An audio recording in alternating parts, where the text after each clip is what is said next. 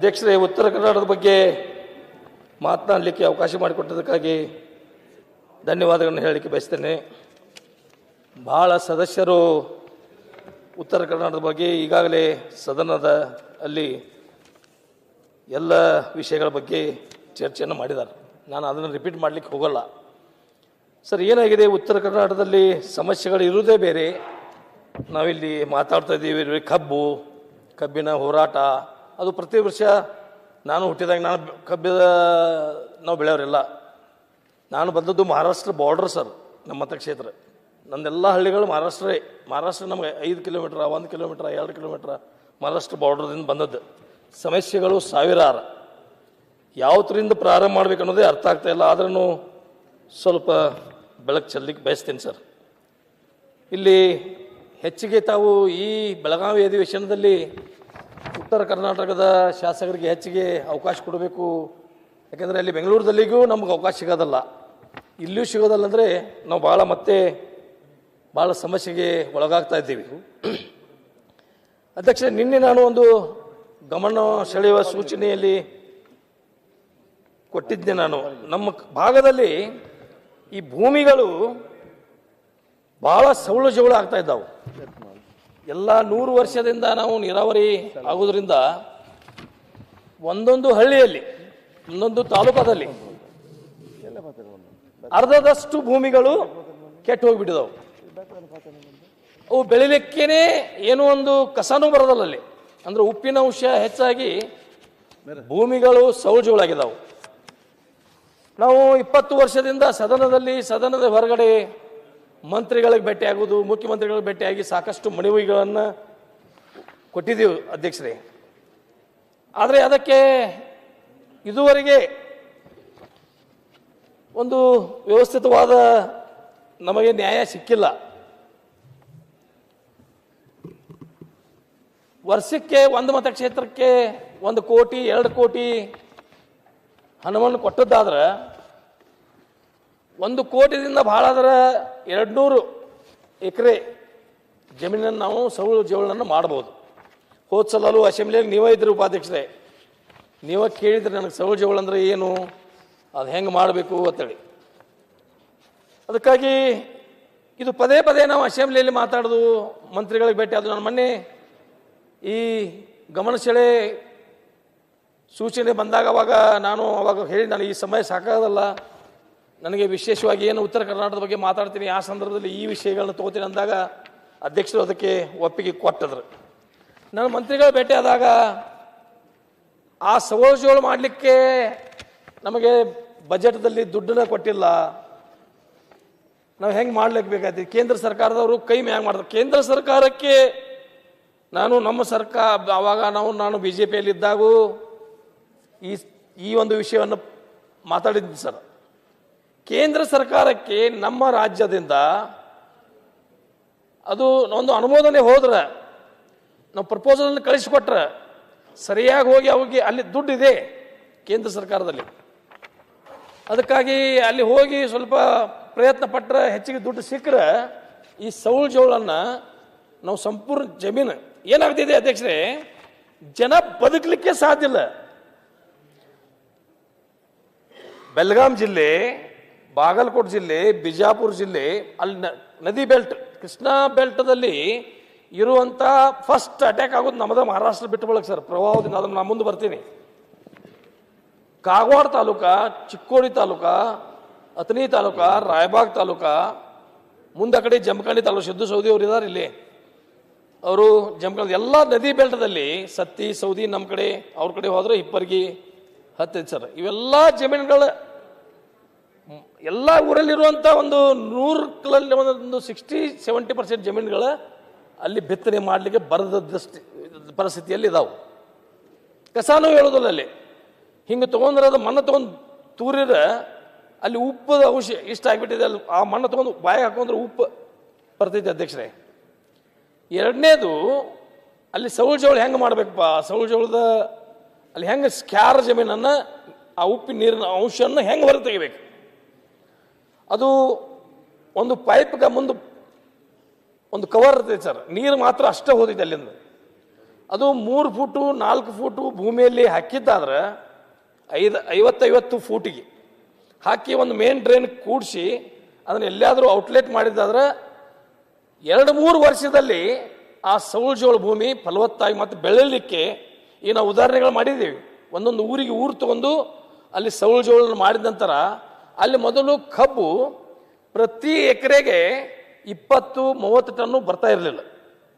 ಈಗ ಅಲ್ಲಿ ಸೌಳು ಜೋಳ ಮಾಡಿದ್ರಿಂದ 50-60 ಟನ್ನ 70ವರೆಗೆ ಕಬ್ಬನ್ನು ಬೆಳೀತಾ ಇದ್ದೀವಿ.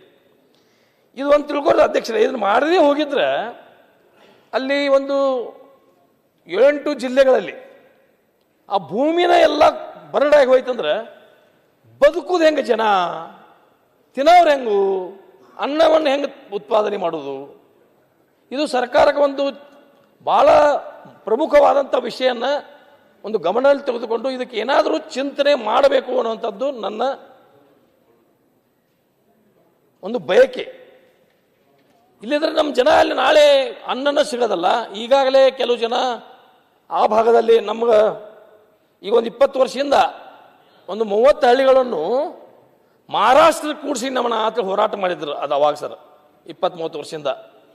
ಯಾಕೆ ಅವಾಗ ಅದು ಮಹಾರಾಷ್ಟ್ರಕ್ಕೆ ಕೂಡಿಸ್ರಿ ನಮ್ಮನ್ನ ಅಂದರೆ ನಮ್ಮಲ್ಲಿ ಇಲ್ಲಿ ನಮಗೆ ಸೌಲಭ್ಯಗಳು ಸಿಗ್ತಾ ಇಲ್ಲ, ನಾವಿಲ್ಲಿ ಭಾಳ ವಂಚಿತರಾಗಿದ್ದೀವಿ, ನಮ್ಮನ್ನು ಮಹಾರಾಷ್ಟ್ರಕ್ಕೆ ಕೂಡಿಸ್ರಿ ಅಂತೇಳಿ ಹೋರಾಟವನ್ನು ಮಾಡಿದಂಥ ಉದಾಹರಣೆಗಳನ್ನು ಇದಾವೆ ಅಧ್ಯಕ್ಷರೇ.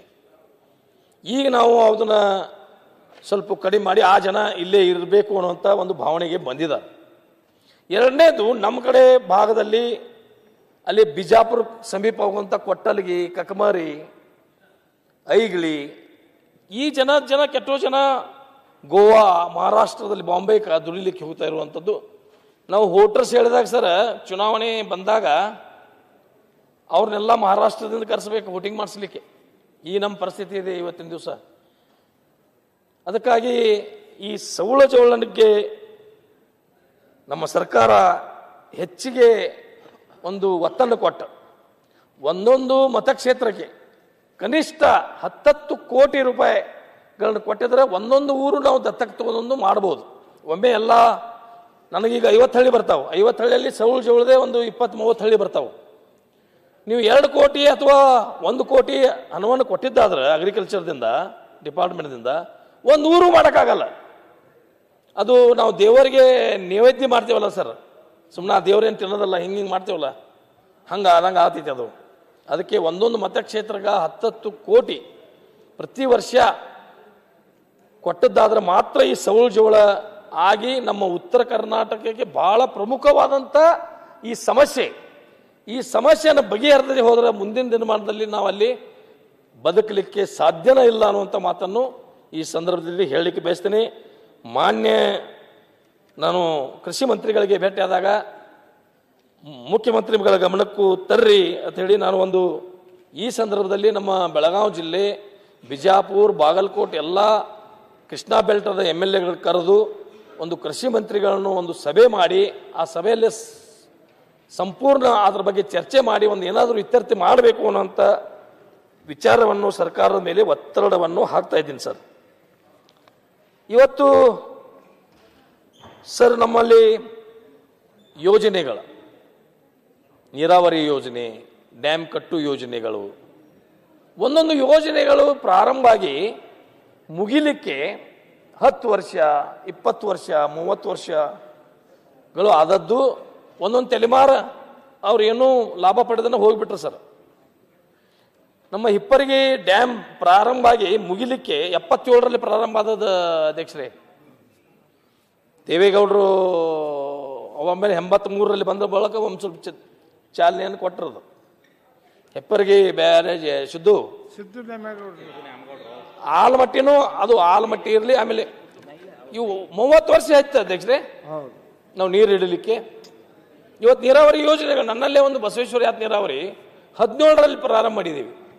ಈಗ ಮೊನ್ನೆ ಒಂದು 4 ತಿಂಗಳ ಹಿಂದೆ ನೀರನ್ನು ಒಂದು 50% ನೀರನ್ನು ಒಗ್ಸಿದ್ದೇವೆ. ಇನ್ನೂ 50% ಕೆಲಸ ಆಗಿದೆ. ನಿನ್ನೆನೇ ಮುಖ್ಯಮಂತ್ರಿಗಳು ಸಭೆ ಕರೆದು ಅದಕ್ಕೊಂದು ಚಾಲನೆಯನ್ನು ಕೊಟ್ಟಿದ್ದಾರೆ.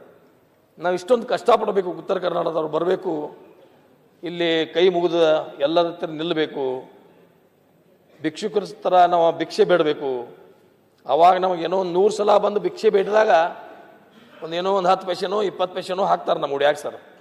ಈ ಪರಿಸ್ಥಿತಿ ನಮ್ಮ ಉತ್ತರ ಕರ್ನಾಟಕದ MLAಗಳದಾಗಿದೆ. ಯಾಕೆಂದರೆ ನಾವು ಬೆಂಗಳೂರಿಗೆ ಬಂದರೆ, ನಾನು ಒಮ್ಮೆ ಮೊನ್ನೆ ಹಿಂದೆ ಒಂದು 3-4 ತಿಂಗಳಿಂದ ಸ್ವಲ್ಪ ಮಾತಾಡಿದ್ದೆ ಸರ್. ಅವಾಗ TV ಮಾಧ್ಯಮದವರು ಇವರು ಶಾಸಕ ಪಕ್ಷದ ತಮ್ಮ ಸ್ವಂತ ಪಕ್ಷದ ಆಡಳಿತ ಪಕ್ಷದ ಶಾಸಕರಾಗಿ ಸರ್ಕಾರದ ವಿರುದ್ಧನೇ ಮಾತಾಡ್ತಾರೆ ಅನ್ನೋಂಥ ಕೆಲವು ವಿಷಯಗಳು ಬಂದು ಸರ್. ನಾನೇನು ಸರ್ಕಾರದ ವಿರುದ್ಧ ಆಗಿ ಏನೇನು ಮಾತಾಡಲಿಲ್ಲ. ಅಧಿಕಾರ ಚುಕ್ಕಾಣಿ ಸರಿಯಾಗಿ ಆಗಬೇಕು, ಅಧಿಕಾರಿಗಳು ಪಾರದರ್ಶಕವಾಗಿ ಕೆಲಸ ಮಾಡಬೇಕು. ಅಧಿಕಾರಿಗಳು ಒಂದು ಕೆಲಸ ಅಧ್ಯಕ್ಷರೇ ಟೆಂಡರ್ ಆಗಿ ಅದು ಕೆಲಸ ಮುಗಿಲಿಕ್ಕೆ ಎಷ್ಟು ದಿವಸ ಬೇಕು? ಉಳಿದ MLAಗಳು ನನಗೆ ಗೊತ್ತಿಲ್ಲ ಎಷ್ಟು ದಿವಸನಾಗ ಮುಗಿಸ್ತಾರೋ. ನಮ್ಮಲ್ಲಿ ಅನ್ಕ 2 ವರ್ಷ 3 ವರ್ಷ 4 ವರ್ಷ ಆಗಲಾಗತೈತಿ. ಒಂದು ಚೇಂಜ್ ಆಫ್ ವರ್ಕ್ ಮಾಡಬೇಕಾದ್ರೆ ಸರ, ಚೇಂಜ್ ಆಫ್ ವರ್ಕ್ ಆಗಿ ಅಪೂರ್ಣವಾಗಿ ಬೆಂಗಳೂರಿಗೆ ಹೋಗಿ ಮತ್ತು ಇಲ್ಲಿಂದ AWE ಎಜುಕೇಟೆಡ್ ಇಂಜಿನಿಯರ್ ಜಿಲ್ಲಾ ಆಡಳಿತದಿಂದ ಸರ್ಕಾರಕ್ಕೆ ಹೋಗಿ ಬರಬೇಕಾದ್ರೆ 2 ವರ್ಷ ಬೇಕು. ಕೆಲವು ಕೆಲಸಗಳು ನಾವು ಈಗ ತೊಗೊಂಡು ನಾವೇನು ಮುಂದಿನ ಸಲ ಹೋಗಿಬಿಟ್ಟಿರ್ತೀವಿ ಸರ್. ಬೇರೆ MLAಗಳು ಕೈ ಹೊಡೆಯುವಂಥ ಪರಿಸ್ಥಿತಿನೂ ಉದ್ಭವ ಆಗುವಂಥದ್ದು ಇದೆ ಅನ್ನುವಂಥ ಮಾತನ್ನು ಇಲ್ಲಿ ಹೇಳಿಕ್ಕೆ ಬಯಸ್ತೇನೆ ಸರ್. ಯೋಜನೆಗಳು ಈಗ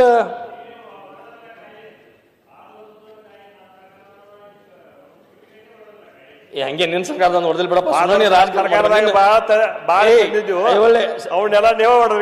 ಹಂಗೇನಾಗಿಲ್ಲ.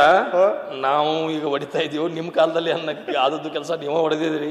ನಿಮ್ಮನ್ನ ತಗೊಂಡು ಮಾತಾಡ್ತಾ ಇದ್ದೀರಿ, ಮತ್ತೆ ನನಗೆ ವಿರುದ್ಧ ಮಾಡ್ತಾ ಇದ್ದೀರಲ್ಲಪ್ಪ. ನೀವು ನಿಮ್ BJP ಇದವ್ರನ್ನು ತಗೊಂಡು ನಿಮಗೂ ಸಪೋರ್ಟ್ ತುಂಬಾ ಚೆನ್ನಾಗಿ ಮಾತಾಡ್ತಿದ್ದೀರಾ. ಗೌಡ್ರ ನಿಮಗೆ ನಮ್ಮ ಭಾಗದ ನಿಮ್ಗೆ ಅರ್ಥ ಆಗೋದಲ್ಲ ಕೂಡ್ರಿ. ಅಧ್ಯಕ್ಷರೇ, ನಾನೊಂದು ಪತ್ರವನ್ನು ಬರೆದಿದ್ದೀನಿ ಸರ್, ಮುಖ್ಯಮಂತ್ರಿಗಳಿಗೆ, ಪ್ರಧಾನಮಂತ್ರಿಗಳಿಗೆ ಮತ್ತು ರಾಷ್ಟ್ರಪತಿಗಳಿಗೆ. ಅದು ಎಷ್ಟು ಸರಿನೋ, ಎಷ್ಟು ತಪ್ಪು, ಎಷ್ಟು ಜನ ಒಪ್ಕೋತಾರೋ, ಎಷ್ಟು ವಿರೋಧಗಳು ಮಾಡ್ತಾರೋ. ಉತ್ತರ ಕರ್ನಾಟಕ ಪ್ರತ್ಯೇಕ ರಾಜ್ಯ ಆಗಬೇಕು, ನಮಗೊಂದು ರಾಜ್ಯ ಮಾಡಿ ಕೊಡ್ರಿ ಅಂತೇಳಿ ಒಂದು ಪತ್ರವನ್ನು ಬರೆದಿದ್ದೀನಿ. ಅದು ಸರಿನೋ ತಪ್ಪು, ನನಗೇನು ಬುದ್ಧಿ ಹಾಕಿದಾನ ದೇವರ, ಅಥವಾ ನನಗೇನು ನನ್ನ ಅನಿಸಿಕೆ ಏನಿದೆ ಅದನ್ನು ಬರೆದಿದ್ದೀನಿ. ಅದಕ್ಕೆ ಕೆಲವು ಪತ್ರಿಕೆಗಳು, ಕೆಲವು ಕನ್ನಡ ಪರ ಸಂಘಟನೆಗಳು ವಿರೋಧ ಮಾಡಿದರು, ಕೆಲವು ಸಂಘಟನೆಗಳು ನನ್ನ ಪರನೂ ಮಾಡಿದರು. ಹೀಗಾಗಿ ಯಾಕೆ ಇದನ್ನು ನಾವು ಬೇಡ್ತಾ ಇದ್ದೀವಿ, ಯಾವ ಕಾರಣಕ್ಕಾಗಿ ಬೇಡ್ತಾ ಇದ್ದೀವಿ ಪ್ರತ್ಯೇಕ ರಾಜ್ಯ? ಇಲ್ಲಿ ಸರ ಒಮ್ಮೆ ಒಂದು ಕಾರ್ಯಕ್ರಮದಲ್ಲಿ, ಗುಲ್ಬರ್ಗಾದಲ್ಲಿ ಒಂದು ಕಾರ್ಯಕ್ರಮದಲ್ಲಿ ಮುಖ್ಯಮಂತ್ರಿನೂ ಇದ್ದರು, ಉಪಮುಖ್ಯಮಂತ್ರಿನೂ ಇದ್ದಾಗ ನಮ್ಮ ಹಿರಿಯರು, ನಮ್ಮ ಪಕ್ಷದ ರಾಷ್ಟ್ರೀಯ ಅಧ್ಯಕ್ಷರು ಆದಂಥ ಮಲ್ಲಿಕಾರ್ಜುನ್ ಖರ್ಗೆ ಅವರು ಅಲ್ಲೊಂದು ಮಾತನ್ನು ಹೇಳಿದರು ಸರ್. ಕಲ್ಯಾಣ ಕರ್ನಾಟಕಕ್ಕೆ 5,000 ಕೊಡ್ತೀವಿ, 5,000 ಕೋಟಿ ಕೊಡ್ತೀವಿ, 5,000 ಕೋಟಿ ಕೊಡ್ತೀವಿ. ಆದರೆ ಪದೇ ಪದೇ ನೀವು ಯಾಕೆ ಹೇಳ್ತೀರಿ? ಅಲ್ಲಿ ಮುಖ್ಯಮಂತ್ರಿಯವರೇ ಮತ್ತು ಉಪಮುಖ್ಯಮಂತ್ರಿಯವರೇ, ನೀವು ನಮಗೆ 50,000 ಕೋಟಿ ಕೊಟ್ಟರೂ ಇನ್ನೂ ನಿಮ್ಮ ಜೊತೆಗೆ ಬರಲಿಕ್ಕೆ ಆಗೋದಲ್ಲ ಅನ್ನುವಂಥ ಮಾತನ್ನು ನಮ್ಮ ಅಧ್ಯಕ್ಷರೇ ಹೇಳಿದ್ದಾರೆ. ಅಧ್ಯಕ್ಷರೇ, ಆಮೇಲೆ ಕಲ್ಯಾಣ ಕರ್ನಾಟಕ ಕೊಡ್ಲಿಕ್ಕೆ ನಂದೇನು ವಿರೋಧಿಲ್ಲ. ಕಲ್ಯಾಣ ಕರ್ನಾಟಕ 371G ಅವ್ರ ಪ್ರಕಾರ ಅವರು ಡೆವಲಪ್ಮೆಂಟ್ಗೆ ಹಿಂದುಳಿದ ಪ್ರದೇಶಗಳು ಅವ್ರು ಕೊಡಲಿ, ಇನ್ನೂ ಹೆಚ್ಚು ಕೊಡಲಿ, 5,000ಕ್ಕಿಂತ 10,000 ಕೊಡಲಿ, ನನಗೇನು ವಿರೋಧಿಲ್ಲ, ನನಗೇನು ದುಃಖನೂ ಇಲ್ಲ. ನಮಗೂ ಉತ್ತರ ಕರ್ನಾಟಕದವ್ರಿಗೂ ನಮ್ಗೆ ಒಂದು 5,000 ಕೋಟಿ ನಮಗೂ ಕೊಡ್ರಿ ಅನ್ನುವಂಥ ಬೇಡಿಕೆಯನ್ನು ನಾನು ಈ ಸಂದರ್ಭದಲ್ಲಿ ಇಲ್ಲಿಗೆ ಬಯಸ್ತೇನೆ. ಈಗ ನಾವು ಭಾಳ ಪ್ರತಿಯೊಂದರಿಂದ ಹಿಂದುಳಿದಿದ್ದೀವಿ ಸರ್. ಅದು ಆರೋಗ್ಯ, ಶಿಕ್ಷಣ, ನೀರಾವರಿ ಯೋಜನೆಗಳು. ಅಧ್ಯಕ್ಷರೇ, ನಮ್ಮ ಕ್ಷೇತ್ರದ ಜನ ಇನ್ನೂ ಬೆಂಗಳೂರು ಎಲ್ಲೈತೆ ಅನ್ನೋದು ನೋಡಿಲ್ಲ. ಎಷ್ಟೋ ಮಂದಿ ಚಲೋ ಜನ ಬಿಡ್ರಿ, ಬಡವರು ಬರಲಿಕ್ಕೆ, ಕೂಲಿ ಕಾರ್ಯಕ್ರಮಕ್ಕೆ ಬರಲಿಕ್ಕೆ ಆಗೋದಲ್ಲ. ಸ್ಥಿತಿವಂತರ ಇನ್ನೂ ಬೆಂಗಳೂರು ನೋಡಲಿಕ್ಕೆ ಆಗಿಲ್ಲ. ಬಿಕಾಸ್ ಆಫ್ ನಮಗೆ 800 ಕಿಲೋಮೀಟರ್ ದೂರ ಆಗ್ತಿದೆ ಅಧ್ಯಕ್ಷರೇ. ನಮಗೂ 5,000 ಅಥವಾ 10,000 ಕೋಟಿ ಕಲ್ಯಾಣ ಕರ್ನಾಟಕದ ಜೊತೆಗೆ ನಮ್ಮ ಕಿತ್ತೂರು ಕರ್ನಾಟಕದವ್ರಿಗೂ ಅನುದಾನವನ್ನು ಕೊಡಬೇಕು ಅನ್ನುವಂಥ ಬೇಡಿಕೆಯನ್ನು ಈ ಸಂದರ್ಭದಲ್ಲಿ ಏನು ತಾರತಮ್ಯ ಆಗ್ತಾ ಇದೆ ಅನ್ನುವಂಥದ್ದು ಹೇಳಿಕ್ಕೆ ಬಯಸ್ತೀನಿ ಸರ್. ಬರ್ತೀನಿ ನಾನು.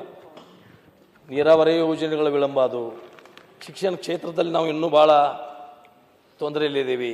ಆರೋಗ್ಯ ಕೇಂದ್ರಗಳಲ್ಲಿ ನಮ್ಮಲ್ಲಿ ಇವತ್ತು ಚರ್ಚೆ ಆಯ್ತು. ಇಲ್ಲೇ ನಾನು ಕೂತಿದ್ದೀನಿ ಬೆಳಗ್ಗೆಯಿಂದ ಅಧ್ಯಕ್ಷರೇ. ನಮ್ಮ ಆರೋಗ್ಯ ಮಂತ್ರಿಗಳು ಸಾಕಷ್ಟು ಜನ ಪ್ರಶ್ನೆ ಕೇಳಿದಾಗ ಅದು ಕೆಲವರು ಉತ್ತರ ಕೊಟ್ಟರು. ಮೊದಲು ನಮ್ಮ ಬೆಳಗಾವಿ ಜಿಲ್ಲೆಯಲ್ಲಿ 10 ತಾಲೂಕುಗಳಿದ್ದು ಅಧ್ಯಕ್ಷರೇ. ಈಗ 15 ತಾಲೂಕುಗಳಾಗಿದ್ದಾವೆ. ಹೊಸ ತಾಲೂಕುಗಳು 5 ತಾಲೂಕುಗಳನ್ನು ಮಂಜೂರುಗಳನ್ನು ಮಾಡಿದ್ದಾರೆ. ಅದು ಕಾಗವಾಡ, ನಿಪ್ಪಾಣಿ, ಆಮೇಲೆ ಮೂಡಲಗಿ, ಯರಗಟ್ಟಿ, ಕಿತ್ತೂರು ಮಾಡಿ 17ರಲ್ಲಿ ಅಧ್ಯಕ್ಷರೇ ಕಾಗವಾಡ ಮಾಡಿ.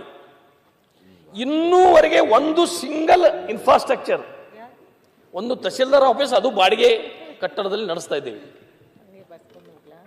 ತಹಸೀಲ್ದಾರ್ ಆಫೀಸ್ ಬಾಡಿಗೆ ಕಟ್ಟಡದಲ್ಲಿ ನಡೆಸ್ತಾರೆ. ಇನ್ನೂ ಎಲ್ಲ ಕಚೇರಿಗಳು ಬರುವ ಯಾವಾಗ, ಆ ತಾಲೂಕಾ ಡೆವಲಪ್ಮೆಂಟ್ ಆಗುವುದು ಯಾವಾಗ, ಅಲ್ಲಿ ಎಲ್ಲ ಕಚೇರಿಗಳು ಯಾವಾಗ, ಇವಾಗೂ ಸಹಿತ ನಾವು ಅಥಣಿಯಲ್ಲೇ ಹೋಗ್ತೇವೆ ನಾವು. ಈಗ ಏನಾಗಿದೆ ಅಧ್ಯಕ್ಷರೇ, ಪ್ರಜಾಸೌಧವನ್ನು ಕೊಟ್ಟರು ನಮ್ಮ ಕಂದಾಯ ಸಚಿವರು. ನನಗೂ ಪ್ರಜಾಸೌಧ ಕಟ್ಟಡ 8,60,00,000 ಅಧ್ಯಕ್ಷರೇ, 8,60,00,000 ಪ್ರಜಾಸೌಧ ಕಾಗವಾಡಕ್ಕೆ ಕಟ್ಟಡಕ್ಕೆ ಕೊಟ್ಟಿದ್ದೀವಿ ಅನ್ನುವಂಥ ಆರ್ಡರನ್ನು ಈ ಹೋದ ವರ್ಷ 1 ವರ್ಷ ಆಯ್ತು ಸರ್. ಈಗ ಇನ್ನೂವರೆಗೆ ಅದ್ರ ಬಗ್ಗೆ ಏನೂ ಕ್ಯಾರೇ ಇಲ್ಲ. ಆಮೇಲೆ ಅದ್ರ ಜಾಗದ ಸ್ವಲ್ಪ ಪ್ರಾಬ್ಲಮ್ ಆಯಿತು ಅಧ್ಯಕ್ಷರೇ. ಅಲ್ಲಿ ಜಾಗದ ಆದ್ರೂ ಈಗ ನಾವು ಸೂಕ್ತವಾದ ಜಾಗವನ್ನು ಕೊಡ್ತೀವಿ ಮತ್ತು ಅದೇ ಜಾಗದಲ್ಲಿ ಕಟ್ಟಲಿಕ್ಕೆ ಏನು ತೊಂದರೆ ಇಲ್ಲ. ಯಾರೋ ಒಬ್ಬರು ಮಹಾನುಭಾವರು ಅಲ್ಲಿ ಬಂದು ಒಂದು ರಿಪೋರ್ಟ್ ಕೊಟ್ಟಿದ್ದಾರೆ ಗೌರ್ಮೆಂಟ್ಗೆ, ಇಲ್ಲಿ ಕೆರೆ ಇದೆ, ಈ ಕೆರೆ ಜಾಗದಲ್ಲಿ ಕಟ್ಟಲಿಕ್ಕೆ ಆಗೋದ್ರಲ್ಲಿ ಕೆರೆ ಇಲ್ಲ. ಮಳೆಗಾಲದಲ್ಲಿ ಬಂದು ಸ್ವಲ್ಪ ನೀರು ನಿಲ್ತಿದ್ದು, ಅದಕ್ಕೆ ಅವ್ರು ಕೆರೆ ಅಂತೇಳಿ ನಮ್ಮ ಅಧಿಕಾರಿಗಳು ಸರ್ ಕೆರೆ ಇದೆ ಕಟ್ಟಲಾಕ್ಕೆ ಬರೋದಿಲ್ಲ. ನಾನಲ್ಲಿ ಇವತ್ತು ಅದ್ವಿ ಆತ್ಮವಿಶ್ವಾಸದಿಂದ ಹೇಳ್ತೇನೆ, ಅಲ್ಲಿ ಬಿಲ್ಡಿಂಗ್ ಕಟ್ಟಿದ್ದಾದ್ರೆ ಅದಕ್ಕೆ ಏನಾದರೂ ಧಕ್ಕೆ ಆದ್ರೆ ನನ್ನ ಆಸ್ತಿ ಮಾರಿ ಅದಕ್ಕೆ ನಾ ಎಲ್ಲ ದುಡ್ಡನ್ನು ಕೊಡ್ಲಿಕ್ಕೆ ರೆಡಿ ಇದ್ದೇನೆ ಅಧ್ಯಕ್ಷ.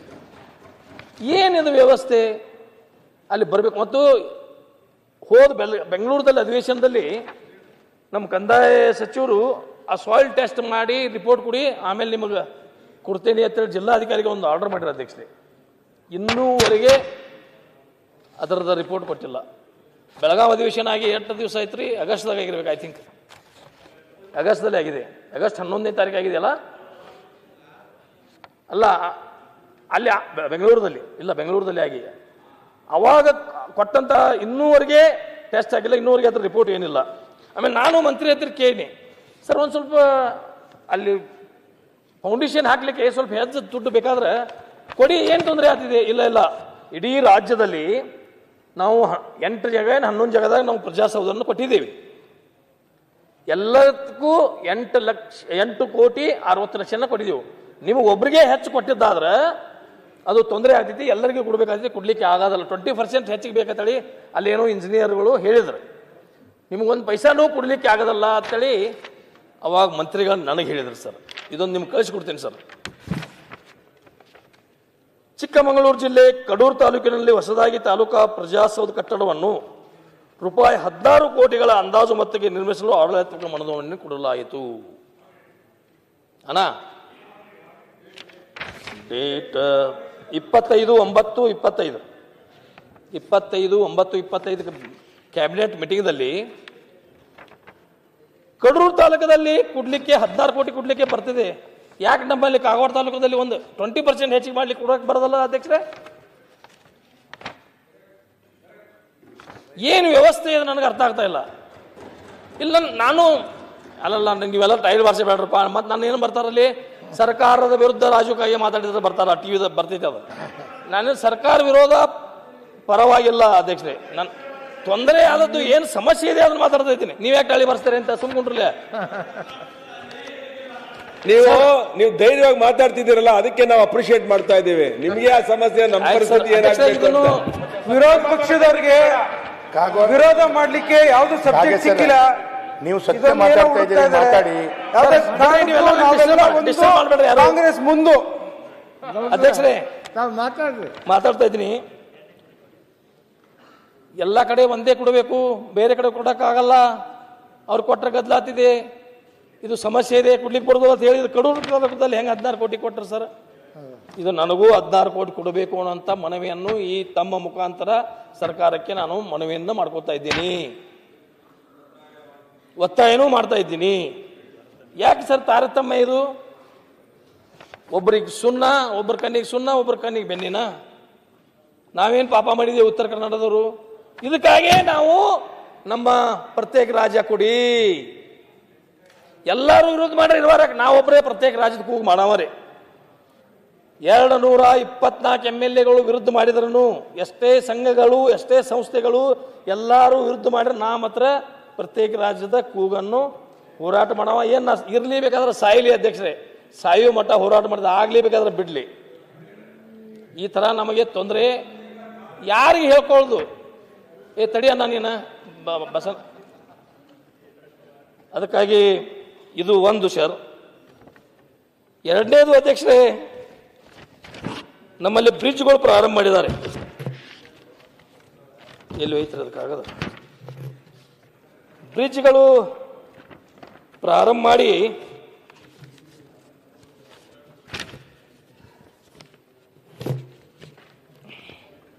KRDCLದಿಂದ 3 ಬ್ರಿಡ್ಜ್ಗಳು ತಗೊಂಡಾರ ಅಧ್ಯಕ್ಷರೇ. ರಾಯಬಾಗ್ ತಾಲೂಕಿನಲ್ಲಿ ಚಿಂಚಲಿ ಮಡವಾಳ, ನನ್ನ ತಾಲೂಕದಲ್ಲಿ ಜುಗೂಳ್ ಖಿದ್ರಾಪುರ, ಮತ್ತೆ ನನ್ನ ತಾಲೂಕದಲ್ಲಿ ಕೂಡ್ಚಿ ಉಗಾರ್. ಅದು ರಾಯಬಾಗ್ ತಾಲೂಕ ಮತ್ತು ನನಗೆ ಇಬ್ಬರಿಗೂ ಬರ್ತೈತಿ. ಇವು ಪ್ರಾರಂಭ ಎಂದಾಗಿದ್ದಾವೆ ಅಧ್ಯಕ್ಷರೇ ಅಂದರೆ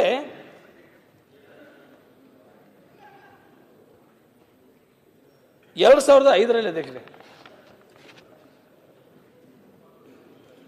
ಇನ್ನೂ ಏನಲ್ಲಿ ಇಲ್ಲ, ಒಂದು ಸಹ ನದಿಯಲ್ಲಿ 4 ಪಿಲ್ಲರ್ಗಳನ್ನು ಏರಿಸಿ ಮ್ಯಾಗ ಸ್ಲ್ಯಾಪ್ ಹೋಗಿದ್ದಾರೆ ಅಧ್ಯಕ್ಷರೇ. ಆ ಕಡೆ ಈ ಕಡೆ ಜನಸಂಪರ್ಕ ಮಾಡಲಿಕ್ಕೆ ಆಗ್ತಾನೆ ಇಲ್ಲ. ಇವರು ನಮ್ಮಲ್ಲಿ ಇಲ್ಲೇ ನಮ್ಮ ಬಾಲಕೃಷ್ಣ ಅವರೇ ಅಧ್ಯಕ್ಷರದಾರ ಅಧ್ಯಕ್ಷರೇ. ಅವ್ರನ್ನ ಕೇಳಿ ಅವ್ರನ್ನ ಕರ್ಕೊಂಡು ಹೋಗಿದ್ದೀವಿ ಸರ್. ಐವಳಿಗೂ ಗೊತ್ತೈತಿ. ನಾವೊಮ್ಮೆ ಕರ್ಕೊಂಡು ಹೋಗಿ ಅಲ್ಲೆಲ್ಲ 3 ಬ್ರಿಡ್ಜ್ಗಳನ್ನ 3 ಬ್ರಿಡ್ಜ್ ಒಬ್ಬೇ ಕಾಂಟ್ರಾಕ್ಟರ್ ಕೊಟ್ಟಿದ್ದಾರೆ ಸರ್. ಅವಾಗ 100 ಕೋಟಿಗೇನೋ ಕೊಟ್ಟಿದ್ದಾರೆ 5ರಲ್ಲಿ.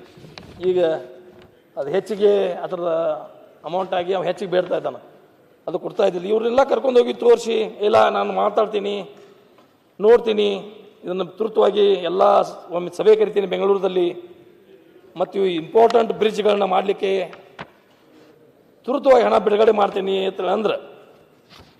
ಆಮೇಲೆ ಈಗ ಕೇಳಿದ್ರೆ ಈಗೇನು ಹೇಳ್ತಾ ಇದ್ದಾರೆ ನಮ್ಮ ಚೇರ್ಮನ್ರ ಬಾಲಕೃಷ್ಣ,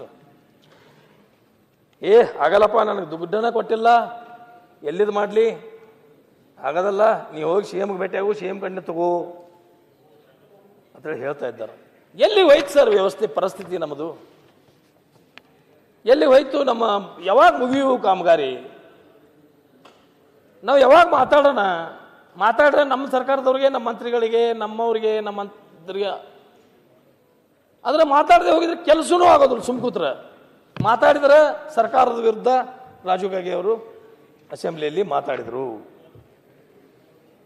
ನಮ್ಮ ಗೋಳ ಯಾರಿಗೆ ಹೇಳ್ಬೋದು ಅಧ್ಯಕ್ಷರೇ? ನಾನು ಇಲ್ದಾಗಿಲ್ಲ ತಡಿಯ, ನಾನು ಮುಗಿಸ್ತೀನಿ, ನನ್ನ ವಿಷಯ ಭಾಳ ಅದಾವ, ನಾನು ಹೇಳೋಣ. ಸನ್ಮಾನ್ಯ ಅಧ್ಯಕ್ಷರೇ, ಸ್ನೇಹಿತರಾದಂಥ ರಾಜು ಕಾಗೆ ಅವರೇನು ಆ ಕೆರೆ ಬಗ್ಗೆ ಪ್ರಸ್ತಾವನೆ ಮಾಡ್ತಾ ಇದ್ರಲ್ಲ, ಪಬ್ಲಿಕ್ ಅಕೌಂಟ್ಸ್ ಕಮಿಟಿಯಲ್ಲಿ ಕೂಡ ಈ ವಿಷಯ ಚರ್ಚೆಗೆ ಬಂದಾಗ ಅದು ಸ್ವಲ್ಪ ದೀರ್ಘದ ಮಟ್ಟಕ್ಕೆ ಹೋಗಿತ್ತು.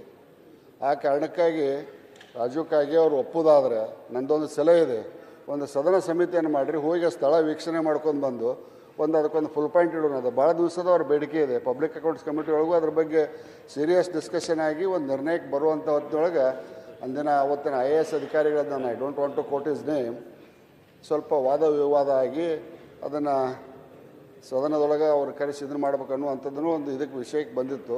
ಅದಕ್ಕೆ ಒಂದು ಸದನ ಸಮಿತಿಯನ್ನು ಮಾಡಿದರೆ ಅವ್ರು ಒಪ್ಪೋದಾದ್ರೆ ಮಾಡಿ ಅದೊಂದು ಸದನ ಸಮಿತಿ ರಿಪೋರ್ಟ್ ತೊಗೊಂಡು ಅವ್ರಿಗೆ ಅನುಕೂಲ, ಅವ್ರ ಕ್ಷೇತ್ರಕ್ಕೆ ಅನುಕೂಲ ಆಗುವಂಗಿದ್ರೆ ಕೆಲಸ ಮಾಡಿ ಕೊಡೋದು ಒಳ್ಳೇದು ಅನ್ನುವಂಥದ್ದು ನನ್ನ ಭಾವನೆ. 2005ರಲ್ಲಿ ಪ್ರಾರಂಭ ಆಗಿರೋ ಬ್ರಿಡ್ಜ್ ಆಗಿಲ್ಲ, ಅದನ್ನ ಸದನ ಸಮಿತಿಗೆ ಸೇರಿಸ್ಬಿಡಿ. ಬ್ರಿಡ್ಜ್ ಹೇಳಿಲ್ಲ ನೀವು CC ಪಾಟೀಲ್ರೆ. ಆಮೇಲೆ ಸರ್ ಅದು ಏನಾಯ್ತು ಸರ್? ಅಲ್ಲ, ಅವ್ರು ಹೇಳ್ತಿರೋದು ಬೇರೆ.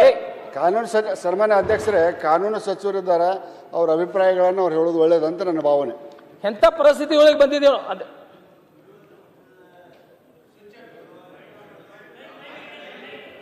ಎಲ್ಲ ಆತಂಕಗಳಿಗೆ ನಮ್ಮ ಉತ್ತರದಲ್ಲಿ ಹೇಳ್ತೀವಿ ಅಧ್ಯಕ್ಷರೇ.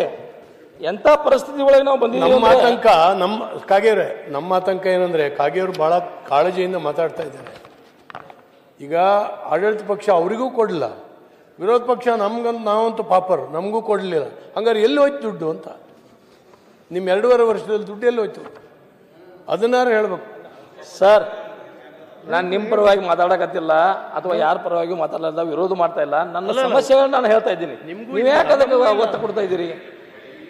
ಸರ್, ಈಗ ಏನಾಗಿದೆ ನಮ್ಮ ಪರಿಸ್ಥಿತಿ ಅಂದರೆ, ನಾ ಈ ಪ್ರಜಾಸೌಧದ ಈ ಸ್ಥಳ ಬಗ್ಗೆ ಚರ್ಚೆಗೆ ಬಂದಾಗ ಒಂದು ದಿವಸ ನಾನು ಕಂದಾಯ ಸೆಕ್ರೆಟರಿ ಆದಂಥ ಕಟಾರಿಯಾ ಅವ್ರನ್ನ ಭೇಟಿ ಹೇಳಕ್ಕೆ ನಾನು ಅಲ್ಲೇ ಮೀಟಿಂಗ್ದಲ್ಲೇ ನಮ್ಮ ಪಬ್ಲಿಕ್ ಅಕೌಂಟ್ಸ್ ಕಮಿಟಿ ಮೀಟಿಂಗ್ ಮುಗಿದ ನಂತರ ಅವ್ರಿಗೊಂದು ರಿಕ್ವೆಸ್ಟ್ ಮಾಡ್ಕೊಳಕ್ಕೆ ಹೋದ್ ನಾನು ಅಧ್ಯಕ್ಷರೇ. ಸರ್, ಇದಕ್ಕೊಂದು ಅಪ್ರೂವಲ್ ಕೊಡ್ರಿ, ಇದೇನು ಕೆರೆ ಅಲ್ಲ, ಅಲ್ಲಿ ನೀರು ನಿಲ್ತಿದ್ದು, ಬಟ್ ನಾವೆಲ್ಲ ಅಲ್ಲಿ ಜನ ಒಪ್ಕೋತಾ ಇದ್ದೀವಿ. ನಾನು ನೋಡ್ತಾ ಇದ್ದೀನಿ, ಅಲ್ಲಿ 5-6 ಫೂಟ್ ಮೇಲೇನೆ ಕಲ್ಲಿದೆ, ಅಲ್ಲಿ ಪಾಯ ಇದೆ, ಅದಕ್ಕೇನಿಲ್ಲ. ಅವರು ನನ್ನನ್ನು ಗಮನಿಸೂ ಇಲ್ಲ, ನನ್ನ ಕಡೆ ಮಾತಾಡಲಿಲ್ಲ. ಅಲ್ಲಿ ಕೆರೆ ಇದೆ ನಡೆಯತ್ತಡಿ ಹೋಗಿಬಿಟ್ರು. ಅದ್ರ ಬಗ್ಗೆ ನಾನು ಬೆಂಗಳೂರದ ಅಧಿವೇಶನ 1 ವರ್ಷ ಹಿಂದೆ ಅವ್ರ ಮೇಲೆ ಹಕ್ಕುಚ್ಯುತಿಯನ್ನು ಮಂಡನೆ ಮಾಡಿದ್ದೀನಿ ಅಧ್ಯಕ್ಷರೇ. ಹಕ್ಕುಚ್ಯುತಿ ಮನ್ನೆ ಆದರೆ ಇನ್ನೂವರೆಗೆ ಅವ್ರ ಮೇಲೆ ಏನೂ ಆಕ್ಷನ್ ಆಗಿಲ್ಲ. ಇದು ನಮ್ಮ ಪರಿಸ್ಥಿತಿ ಅಧ್ಯಕ್ಷರೇ. ಹೇಗೆ ನಾವು ಬದುಕಬೇಕು, ಹೇಗೆ ನಾವು ಶಾಸಕರಾಗಿ ಕೆಲಸ ಮಾಡ್ಕೋಬೇಕು. 1 ವರ್ಷ ಆದ್ರೂ ಅಧಿಕಾರಿಗಳನ್ನ ನಾವು ಏನಾದರೂ ಅಧಿಕಾರಿಗಳ ಮೇಲೆ ಒಂದು ಹಕ್ಕುಚ್ಯುತಿಯನ್ನು ಮಂಡನೆ ಮಾಡಿದ ಸಂದರ್ಭದಲ್ಲಿ ಅವ್ರ ಮೇಲೆ ಆಕ್ಷನ್ ಆಗಲಿಲ್ಲ ಅಂದ್ರೆ ಅವ್ರು ತಿಳ್ಕೊಂಡು ನಮ್ಮನ್ನು ಏನು ಮಾಡ್ಕೊಂಡ್ರು ಇವರು? ಯಾವ MLA ನಮ್ಮನ್ನು ಏನು ಮಾಡ್ರು? ಮಾನ್ಯ ಉಪಾಧ್ಯಕ್ಷರೇ, ಭಾಳ ಗಂಭೀರವಾದ ವಿಷಯ. ಒಬ್ಬ ಸದಸ್ಯರು, ಸೀನಿಯರ್ ಸದಸ್ಯರು, ಅವರು ಹೋಗಿ ಆಫೀಸರಿಗೆ ಮಾತಾಡಕ್ಕೆ ಹೋದ್ರೆ ಅವ್ರು ಲಕ್ಷ ಕೊಡ್ದಂಗೆ ಮುಂದೆ ಹೋಗ್ತಾರಂತಂದ್ರೆ ಅದ್ರ ಮೇಲೆ ಸಭಾಧ್ಯಕ್ಷರಿಗೆ ಅವ್ರು ಪತ್ರ ಕೊಟ್ಟರು ಕೂಡ ಅದ್ರ ಮೇಲೆ ಇನ್ನೂ ಆ್ಯಕ್ಷನ್ ಆಗಿಲ್ಲ ಅಂತಂದ್ರೆ ಇದು ಭಾಳ ಅಂದ್ರೆ ಭಾಳ ಗಂಭೀರವಾದ ವಿಷಯ. ಇದ್ರ ಬಗ್ಗೆ ಇಮಿಡಿಯೇಟ್ಲಿ ಆ್ಯಕ್ಷನ್ ಆಗ್ಬೇಕು. ಅದೇ ಹಕ್ಕುಚ್ಯುತಿ ಕೊಟ್ಟರು ಇನ್ನೂ ತನಕ ಅದು ಆ್ಯಕ್ಷನ್ ಆಗಿಲ್ಲ ಅಂತಂದ್ರೆ ಅವ್ರು ಎಷ್ಟು ನೊಂದ್ಕೊಂಡಿರ್ಬೇಕು ಅಂತ ಅಧ್ಯಕ್ಷರೇ. ಅದಕ್ಕಾಗಿ ನಮ್ಮ ಭಾವನೆಗಳನ್ನು ನಮ್ದೇನು ಒಂದೇ ನಿಮಿಷ. ಈಗ ನಾನು ನೆನ್ನೆನೂ ಮಾತಾಡಬೇಕಾದ್ರೆ ನಾನು ಹೇಳಿದ್ದೀನಿ, ಎಲ್ಲ ಒಂದು ಕಡೆ ಅಧಿಕಾರಿಗಳು ಯಾರೂ ಸ್ಪಂದನೆ ಮಾಡ್ತಾ ಇಲ್ಲ. ಯಾವುದೇ ಕೆಲಸಕ್ಕೂ, ಟೆಂಡರಿಂದ ಹಿಡ್ಬೋದು ಎಲ್ಲ ಕೆಲಸಕ್ಕೂ, RDPR ಎಲ್ಲ ಇಲಾಖೆಯಲ್ಲೂ ಕೂಡ ಹೋದ ವರ್ಷ ಅನುಮೋದನೆ ಕೊಟ್ಟು ಟೆಂಡರ್ ಕರೀರಿ ಅಂತ ಹೇಳಿದ್ರು, ಆಗಿಲ್ಲ ಅಂತೇಳಿ ನಾನು ಹೇಳಿದ್ರೆ 10 ಕೋಟಿದು 10 ಕೋಟಿದು ಎಲ್ಲ ಕಡೆ ಅಧಿಕಾರ. ನೆನ್ನೆ ನಾನು ನಿಮ್ಗೆ ಹೇಳಿದೆ, ಇದು ಎಲ್ಲಪ್ಪ ಅವರು ರೈತರ ಆತ್ಮಹತ್ಯೆ ಆಯಿತು, ಹಾವು ಕಚ್ಚಿ ಸತ್ತಿದ್ದಾರೆ. ಆಮೇಲೆ ಇದು ಕಚ್ಚಿ ಸತ್ತಿದ್ದಾರೆ, ಬವಣೆಗೆ ಬಿದ್ದಿದೆ. ಅವರು ಅಧಿಕಾರಿ ಏನು ಶರ ಬರೆದಿದ್ದಾರೆ ಅಂದರೆ ಇದು ಮಾರ್ಚ್ ಒಳಗಡೆ ಕೊಡಬೇಕಾಯ್ತು. ಈಗ ಯಾರೋ ಫೆಬ್ರವರಿಯಲ್ಲಿ ಹಾವು ಕಚ್ತೈತೆ ಅಂತ ಇಟ್ಕೊಳ್ಳಿ. ಅವನು ಮಾರ್ಚಲ್ಲಿ ನಾನು ಕೊಡೋಕೆ, ಅವ್ನು ಫೈಲ್ ಮೂವ್ ಮಾಡೋಕ್ಕೆ ಅಲ್ಲಿಗೆ ಈ ಸರ್ಕಾರದಲ್ಲಿ ಒಂದೊಂದು ಫೈಲ್ ಮೂವ್ ಮಾಡಬೇಕಾದ್ರೆ ವರ್ಷಗಟ್ಟಲೆ ಬೇಕು. ಅವನು ಈ ಫೈನಾನ್ಷಿಯಲ್ ಇಯರಲ್ಲಿ ನಮ್ಗೆ ಕೊಡೋಕೆ ಬರಲ್ಲ ಅಂತ ಬರೆದಿದ್ದಾರೆ. ಅಂದರೆ ಅಧಿಕಾರಿಗಳು ಏನು ಈ ಥರ ಇನ್ನು ಫೈನಾನ್ಷಿಯಲ್ ಇಯರ್ ಮುಗ್ದೋಗ್ತತೆ ಅಂತ ಜ್ಞಾನ ಆದರೂ ಬೇಕು, ಮಾಡೋಕ್ಕೆ ಜ್ಞಾನ ಬದಬೇಕು. ಮತ್ತು ಒಬ್ಬ ಒಮ್ಮೆಲೆಗೆ ರೆಸ್ಪಾಂಡ್ ಮಾಡಿಲ್ಲ ಅಂತ ಹೇಳಿದ್ರೆ ಏನು ಈ ಸರ್ಕಾರ ಏನಂತ ಹೇಳಬೇಕು? ಏನಂತ ಹೇಳ್ಬೇಕು ಈ ಸರ್ಕಾರಕ್ಕೆ? ಮಾನ ಮರ್ಯಾದೆ ಇದೆಯಾ ಅಂತ ಹೇಳಿದ್ರೆ ಏನಪ್ಪ ಅಷ್ಟು ದೊಡ್ಡ ಪದ ಯೂಸ್ ಮಾಡ್ತೀರಾ ಅಂತ. ಅದಕ್ಕಿಂತ ಕೆಟ್ಟ ಪದ ಹೇಳ್ಬೇಕು. ಇವತ್ತು ಎಲ್ಲ ಕಡೆ ಜಡ ಎದ್ದೋಗ್ಬಿಟ್ಟಿದೆ, ಏನು ಮಾಡೋಕ್ಕಾಗಲ್ಲ. ಆ ಪರಿಸ್ಥಿತಿಗೆ ಇವತ್ತು ಜಡ ಎದ್ದು ನಿಂತೋಗಿದೆ. ಫೈನಾನ್ಸ್ ಡಿಪಾರ್ಟ್ಮೆಂಟ್ ಜೊತೆನೂ ನಾನು ಮಾತಾಡಿದ್ದೀನಿ. ಮೊನ್ನೆ ನಾನು ಫೋನ್ ಮಾಡಿದ್ದೆ, ಒಂದು 6 ಜನ ಸೆಕ್ರೆಟ್ರಿಗಳು ಫೋನ್ ಮಾಡಿದ್ದೆ. ರಾಜು ಕಾಗೆ ಅವರೇ, 6 ಜನ ಸೆಕ್ರೆಟ್ರಿಗೆ ಫೋನ್ ಮಾಡಿದ್ದೆ, ಪ್ರಿನ್ಸಿಪಲ್ ಸೆಕ್ರೆಟ್ರಿಗೆ ಫೋನ್ ಮಾಡಿದ್ದೆ. ಏನಪ್ಪ ನೀವು ಏನೇನು ಪ್ರೋಗ್ರಾಮ್ ಮಾಡಿದ್ದೀರಾ ಕೊಡಿ ಅಂತ ಹೇಳಿದ್ರೆ ಅದರಲ್ಲಿ 5 ಜನ ಸರ್ ನೋಡ್ಬಿಟ್ಟು ಓದ್ಬಿಟ್ಟು ಹೇಳ್ತೀರಿ ಸರ್ ಅಂತಾರೆ. ಅಂದರೆ ಪ್ರೋಗ್ರಾಮ್ ಮಾಡೋದು ಅವ್ರ ತಲೆಯಲ್ಲೇ ಹೋಗಿರಲ್ವ ಅಂತ. ಯಾವುದಾವುದು ನಾನು ಕೇಳಿದ್ದು ಮೇಜರ್ ಪ್ರೋಗ್ರಾಮ್ಸು, ದೊಡ್ಡ ಪ್ರೋಗ್ರಾಮ್ಸ್ ನಾನು ಕೇಳಿದ್ದು ಎಲ್ಲ 500 ಕೋಟಿ 600 ಕೋಟಿ, ಅದೂ ಇಲ್ಲ. ಅಂದರೆ ಏನು ಜಾಲಿ ಮೂಡಲ್ಲಿದ್ದಾರ ಆಫೀಸರ್ಸ್ ಎಲ್ಲ IAS? ಇಲ್ಲಿ ಖಾಲಿ, ಅಲ್ಲಿ ಜಾಲಿ. ನನಗೆ ಅರ್ಥ ಆಗ್ತಾ ಇಲ್ಲ. ಈ ಥರ ನಡ್ಕೊಂಡು ಹೋದ್ರೆ, ಅದಕ್ಕೆ ನಾನು ಹೇಳಿದ್ದು, ನಾನು ಹೇಳಿದಾಗ ನೀವೆಲ್ಲ ಗಲಾಟೆ ಮಾಡಿಬಿಟ್ರಿ. ಒಂದು ನಾಯಕತ್ವ ಬೇಕು. ನಾಯಕತ್ವ ಇದ್ರೆ ಎಲ್ಲ ನಡೀತದೆ. ಒಂದು ಮನೆಯಲ್ಲಿ ಯಜಮಾನ ಸರಿ ಇದ್ರೆ ಎಲ್ಲ ಆಟೋಮೆಟಿಕಲ್ ನಡೀತದೆ. ಇರಬೇಕು, ಒಂದೇ ನಿಮಿಷ, ತಾಯಿ ಆದ್ರೂ ಇರಬೇಕು, ತಾಯಿ ತಂದೆ ಎರಡೂ ಇಲ್ಲ ಅಂದ್ರೆ ಇವತ್ತು ಅವ್ರಿಗೆ ರೆವಿನ್ಯೂ ಸೆಕ್ರೆಟರಿ ರೆಸ್ಪಾಂಡೇ ಮಾಡಿಲ್ಲ, ಅಧಿಕಾರಿ ರೆಸ್ಪಾಂಡೇ ಮಾಡಿಲ್ಲ ಅಂತ ಹೇಳಿದ್ರೆ MLA ಏನ್ ಗೌರವ? ಅಧ್ಯಕ್ಷರೇ, ಇವರ ಅಶೋಕಣ್ಣ ಮಾತಾಡ್ತೇನೆ ಬಿಡ್ರಿ. ಮಾತಾಡ್ರಿ. ಇದು ನೀವು ನನ್ನ ಸಮಸ್ಯೆ ಹೇಳ್ಕೊತಾಗ ನೀವು ಯಾಕೆ ಅಂದ್ರೆ ಏನಾಗ್ತಿದೆ? ಮಾತಾಡ್ರಿ.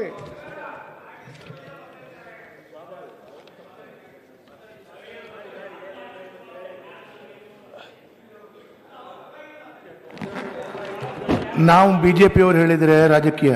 ಈಗ ಅಧ್ಯಕ್ಷರೇ,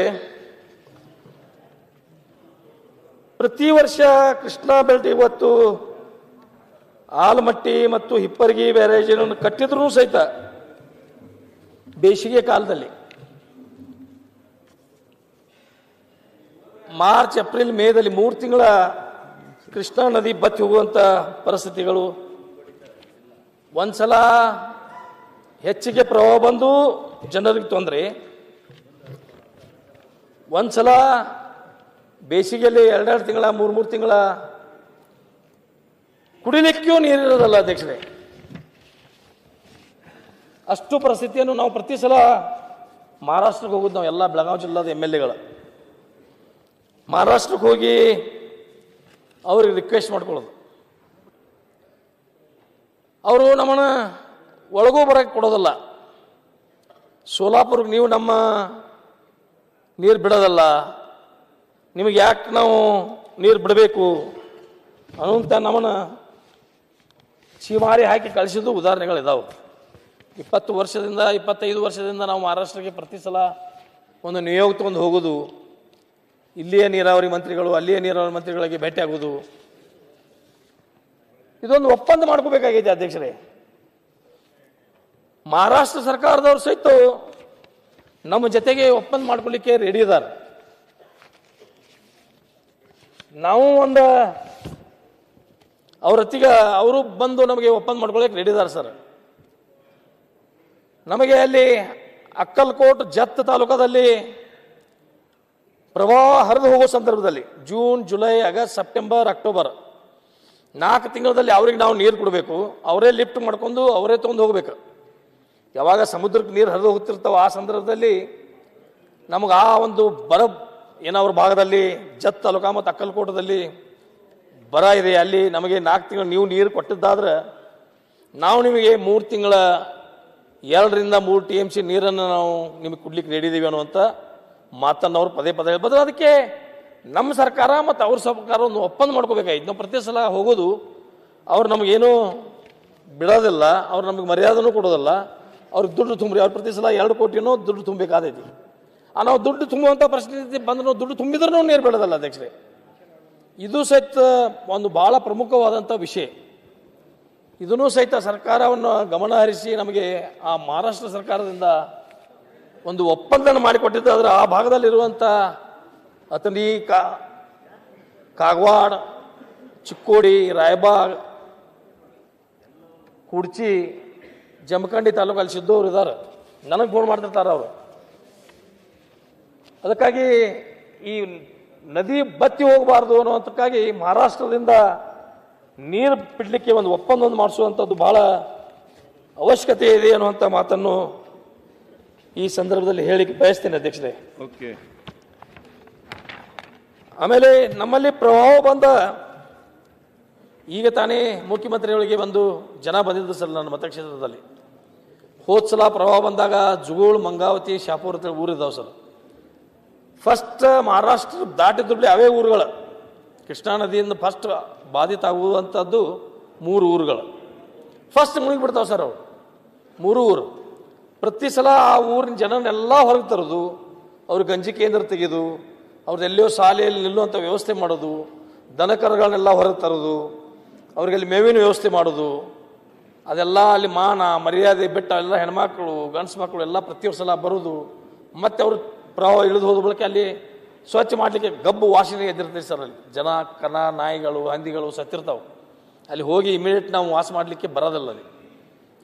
ಅದಕ್ಕೆ ಆ ಪ್ರವಾಹ ಬಂದ ಸಂದರ್ಭದಲ್ಲಿ ಈ ಊರುಗಳನ್ನ ಶಿಫ್ಟ್ ಮಾಡಬೇಕು ಅಂತ ಆ ಜುಗೂಳು, ಮಂಗಾವತಿ, ಶಾಪುರ ಜನರು ಭಾಳ ದಿವಸದಿಂದ ಬೇಡಿಕೆ. ಆ 3 ಊರುಗಳನ್ನು ಶಿಫ್ಟ್ ಮಾಡಬೇಕು ಅನ್ನೋಂಥ ಒಂದು ಮನವಿಯನ್ನು ಇವತ್ತಿನ ದಿವಸ ಈ ಉತ್ತರ ಕರ್ನಾಟಕದ ಚರ್ಚೆಯ ಸಂದರ್ಭದಲ್ಲಿ ನಾನು ಸರ್ಕಾರಕ್ಕೆ ಮನವಿಯನ್ನು ಮಾಡಿಕೊಳ್ಳಿಕ್ಕೆ ಬಯಸ್ತೀನಿ. ಇವತ್ತು ನಮ್ಮಲ್ಲಿಯೂ ಸಹಿತ ತಾಲೂಕಾಗಿ ಸರ್, ಕಾಗವಾಡ ನನ್ನ ತಾಲೂಕು, ನಮಗೂ ಸಹಿತ ಕಾಗವಾಡದಲ್ಲಿ ಆರೋಗ್ಯ ಕೇಂದ್ರವನ್ನು 100 ಹಾಸಿಗೆ ಬೆಡ್ ಆಸ್ಪತ್ರೆಗೆ ಉನ್ನತೀಕರಣ ಮಾಡಬೇಕು ಅನ್ನೋಂಥ ವಿನಂತಿಯನ್ನು ಮಾಡಲು. ಮತ್ತೊಂದು ಏನಾಗಿದೆ ಸರ್ ಅಧ್ಯಕ್ಷರೇ, ನಮ್ಮಲ್ಲಿ ಹೆರಿಗೆಗಳೇ ಹೆಚ್ಚಿಗೆ ಆಗಿಲ್ಲ. 30ಕ್ಕಿಂತ ಎಲ್ಲಿ ಹೆರಿಗೆಗಳು ಹೆಚ್ಚಾಗಿಲ್ಲ ಯಾವ ಆರೋಗ್ಯ ಕೇಂದ್ರಗಳಲ್ಲಿ. ಅದನ್ನು ಡಿಲೀಟ್ ಮಾಡಿ ಅದೇನು ಆ್ಯಕ್ಚುಲಿ ಅದನ್ನೆಲ್ಲ ಬೇರೆ ಕಡೆ ಡೈವರ್ಟ್ ಮಾಡ್ತಾ ಇದ್ದಾರೆ. ಮುಂಜಾನೆಯೂ ಚರ್ಚೆ ಆಯಿತು ಅಧ್ಯಕ್ಷರಲ್ಲಿ. ಅದಕ್ಕಾಗಿ ತಾಲೂಕು ಆರೋಗ್ಯ ಕೇಂದ್ರದಲ್ಲಿ ಆದ್ರೂ ಹೆಚ್ಚಿಗೆ ಫೆಸಿಲಿಟಿಗಳನ್ನು ಉನ್ನತೀಕರಣ ಮಾಡಿ, ಅಪ್ಗ್ರೇಡ್ ಮಾಡಿ, ಆ ತಾಲೂಕಾ ಹೆಡ್ ಕ್ವಾರ್ಟರ್ದಲ್ಲಿರುವಂಥ ಆಸ್ಪತ್ರೆಗಳಿಗೆ ಹೆಚ್ಚಿಗೆ ಒತ್ತು ಕೊಡಬೇಕು ಅನ್ನುವಂಥ ಬೇಡಿಕೆಯನ್ನು ನಂದು ಈ ಸಂದರ್ಭದಲ್ಲಿ ಸರ್ಕಾರಕ್ಕೆ ಒತ್ತಾಯನ್ನು ಮಾಡ್ತಾ ಇದ್ದೀನಿ ಅಧ್ಯಕ್ಷರೇ. ಜೊತೆಗೆ ಶಿಕ್ಷಣ ಕ್ಷೇತ್ರದಲ್ಲಿ ಇನ್ನೂ ಹೈಸ್ಕೂಲುಗಳು, ನಮ್ಮಲ್ಲಿ ಕಾಲೇಜುಗಳು ಹೆಚ್ಚಿಗೆ ಬೇಡಿಕೆಗಳಿದಾವೆ. ಶಿಕ್ಷಕರ ಕೊರತೆ ಇವೆಲ್ಲ ಭಾಳ ಉತ್ತರ ಕರ್ನಾಟಕದಲ್ಲಿ ಇನ್ನೂ ಭಾಳ ಹಿಂದುಳಿದಿದ್ದೀವಿ ಅಧ್ಯಕ್ಷರೇ. ಇವತ್ತೆಲ್ಲ ಸಹಿತ ಜೊತೆಗೆ ನಮಗೆ ಆಗಿ ಮತ್ತೆ ಅದನ್ನ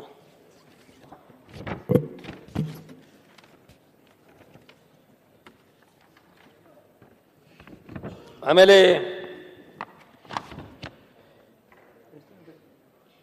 ಈ ಅಮೃತ್ 2 ಯೋಜನೆ ಹತ್ರ ಒಂದು ನಮ್ಮಲ್ಲಿ ಪ್ರಾರಂಭ ಮಾಡಿದ್ದಾರೆ ಸರ್, ಡ್ರಿಂಕಿಂಗ್ ವಾಟರ್. ಅಮೃತ್ 2 ಯೋಜನೆ ಜಾಕ್ವೇಲ್ಕಲ್ಲಿ ಅಧ್ಯಕ್ಷರೇ, ಜಾಕ್ವೇಲ್ ಕಟ್ಟಲಿಕ್ಕೆ ಅಲ್ಲಿ ಕಾಗವಾಡದಲ್ಲಿ ಪ್ರೈವೇಟ್ ಲ್ಯಾಂಡ್ ತಗೋಲಿಕ್ಕೆ ನಮಗೆ 27 ಲಕ್ಷ ರೂಪಾಯಿ ಎಕರೆಗೆ ಕೊಡ್ತೀವಿ ಅಂತ ಹೇಳ್ತಾ ಇದ್ದಾರೆ ಅಧ್ಯಕ್ಷರೇ. ಅಲ್ಲೇ ಪಕ್ಕದಲ್ಲಿ ರಾಯಬಾಗ್ ತಾಲೂಕದಲ್ಲಿ ಕೆಮ್ಲಾಪುರ ಅಂತ ಒಂದು ಊರಿದೆ ಅಧ್ಯಕ್ಷರೇ. ಕೆಮ್ಲಾಪುರದಲ್ಲಿ ಸೇಮ್ ಜಮೀನು, ಸೇಮ್ ನದಿ, ಅಲ್ಲಿ ಅಕ್ವಿಷನ್ ಮಾಡ್ಕೊಂಡಿದ್ದಾರೆ 52 ಲಕ್ಷಕ್ಕೆ ಜಾಕ್ವೆಲ್ ಕಟ್ಟಲಿಕ್ಕೆ. ನಮಗೆ 27 ಲಕ್ಷ ರೂಪಾಯಿ ಕೊಡ್ತೀನಿ ಅಂದ್ರೆ ಅಲ್ಲಿ ಹೆಂಗೆ ರೈತರು ಒಪ್ಕೋತಾರು? 52 ಲಕ್ಷ, ಒಂದೇ ನದಿ, ಒಂದೇ ಜಮೀನ, ಒಂದೇ ಮಣ್ಣು, ಒಂದೇ ಜಿಲ್ಲೆಯಲ್ಲಿ, ಒಂದೇ ತಾಲೂಕು, ಪಕ್ಕದ ತಾಲೂಕದಲ್ಲಿ ಒಂದು ಕಡೆ 52 ಲಕ್ಷ ಕೊಟ್ಟಿದ್ದಾರೆ. ನಮಗೆ 27 ಲಕ್ಷ ಮಾತ್ರ ಕೊಡ್ತೇನೆ ಅಂದ್ರೆ ಅಲ್ಲಿ ಹೆಂಗೆ ರೈತರಿಗೆ ಆ ಅಮೃತ ಯೋಜನೆ, ಆ ನೀರು ಕುಡಿ ನೀರಿನ ಯೋಜನೆ ಹೆಂಗೆ ಪೂರ್ತಿ ಆಗೋದು?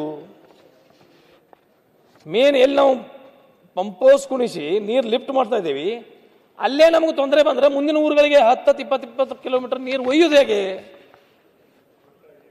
ಅದಕ್ಕಾಗಿ ಅವ್ರಿಗೂ ಸಹಿತ ಏನು ನೀವು ಸರ್ಕಾರದಲ್ಲಿ ಒಂದು ನಿಗದಿ ಮಾಡಿದಿರಿ ಎಲ್ಲ ಕಡೆ, ಆ ನಿಟ್ಟಿನಲ್ಲಿ ಅವ್ರಿಗೆ ಕಾಂಪೆನ್ಸೇಷನ್ ಕೊಟ್ಟರೆ ಮಾತ್ರ ಅವರು ರೈತರು ಅಲ್ಲಿ ಆ ಜಮೀನನ್ನು ಕೊಡಲಿಕ್ಕೆ ಸಾಧ್ಯ ಇದೆ ಅನ್ನುವಂಥ ಮಾತನ್ನು ಈ ಸಂದರ್ಭದಲ್ಲಿ ಹೇಳಲಿಕ್ಕೆ ಬಯಸ್ತೀನಿ ಅಧ್ಯಕ್ಷರೇ.